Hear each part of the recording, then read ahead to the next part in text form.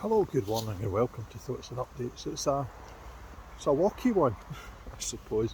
What I've been doing over the last couple of months or so is following the trailsandtales.org Eastern Bartonshire's walk through Kirkintilloch, and I'm now on a canal path, which, with the canal just here, it's going to take me to the next one. Now, I started at the town hall and I went along from there to the museum, the library, came along past where we believe that the mother of Japanese whiskey lived, and past the cooperative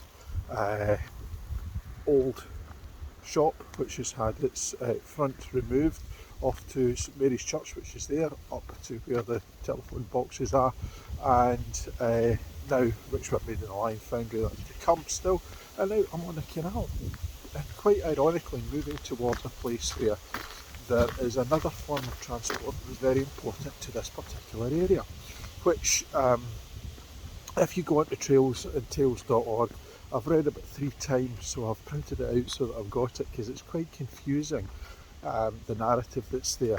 What we will also do is we will walk past one of the art installations that was created in order to memorialise the fact that this area had an industry, which was the iron foundry, and it's part of where the road goes over the top of this particular canal, and therefore we get to the aqueduct, which was last week's place that I was down in amongst. So we walk over that and come to where the railway was, which is this morning's target. Now, from what was on the website, I have Monklands Railway was a railway company formed in 1848. So what would that make that? Nearly a century, more than a century and a half, almost 2 centuries coming. Built to serve coal and iron pits around Airdrie in central Scotland. Coal and iron was a massive part of our industrial heritage within Scotland, and obviously the Lime Foundry would need that iron to be brought in, the coal would need to be brought in order to pollute the atmosphere, part of the Industrial Revolution, something that right at this moment in time, COP26, which is happening along the geographical pathway from here in Glasgow, major city we are nestled against, are looking to get rid of, and indeed signed agreements this very week amongst various industrial nations to cease using coal.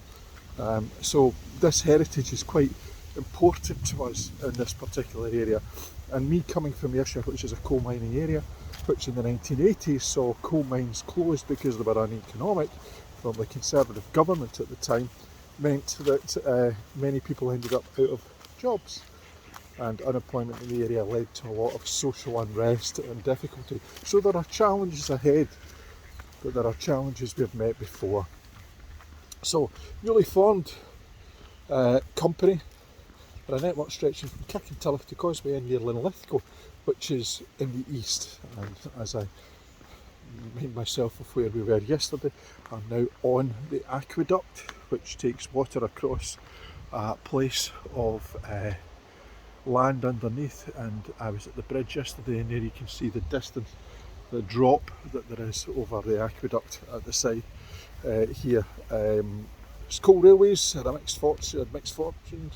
Black band ironstone and the development of the iron smelting industry around Cope Bridge led to the phenomenal success, but hope for mineral discoveries in the moorland around Slaminan had been disappointing. The pioneering nature of the railways left them with a legacy of obsolete tracks and locomotives, obviously in a position where they were going to be left unused, and new, more modern railways were being built round about them, so they became obsolete. The new company responded with connections to other lines into Bowness Harbour and built new lines to Bathgate, all in the east. It was taken over by the Edinburgh and Glasgow Railways in 1865. So that's not, that's 17 years, less than 20 years after its founding. It was part of a takeover.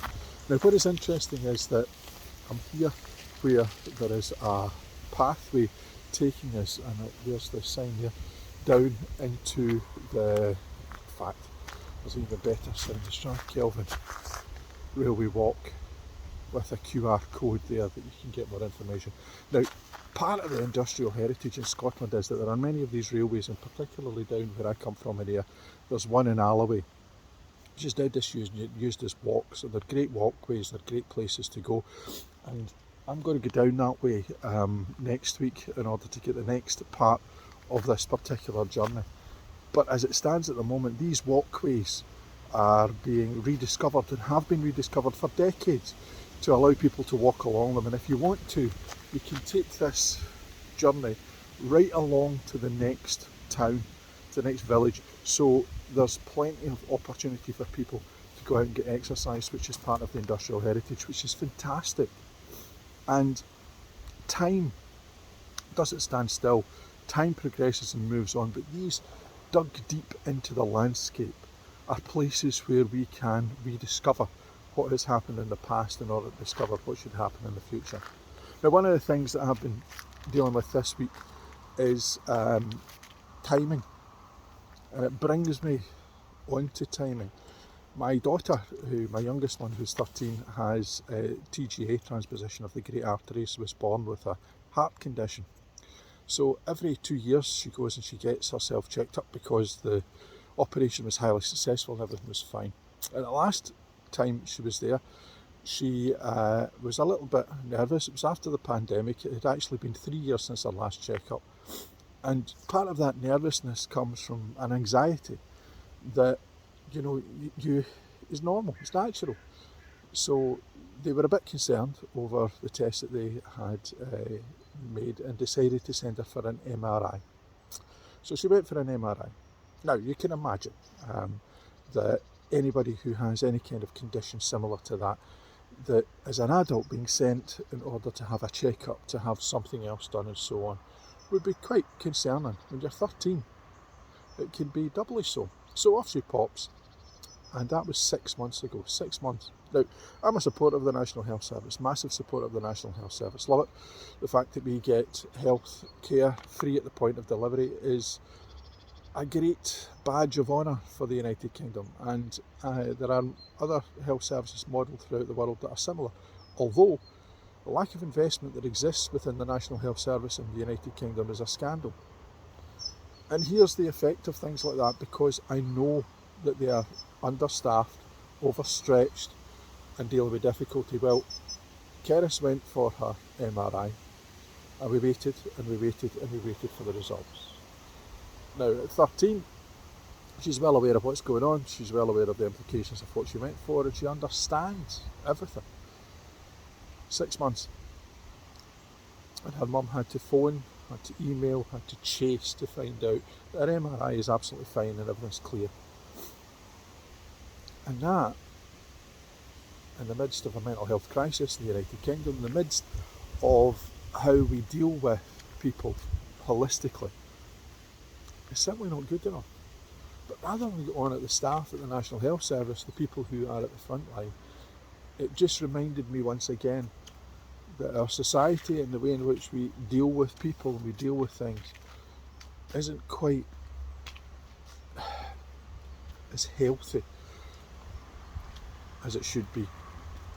So little things like that can lead to massive effects, and on that basis what we have now is we have a very happy young lady, we have a very happy family, but one who could have been spared some of the trauma over the last little while. And as I walk away from the heritage that closed down in the 1960s, which is just outside my lifetime, she has a lifetime to lead. And until next time, bye for now.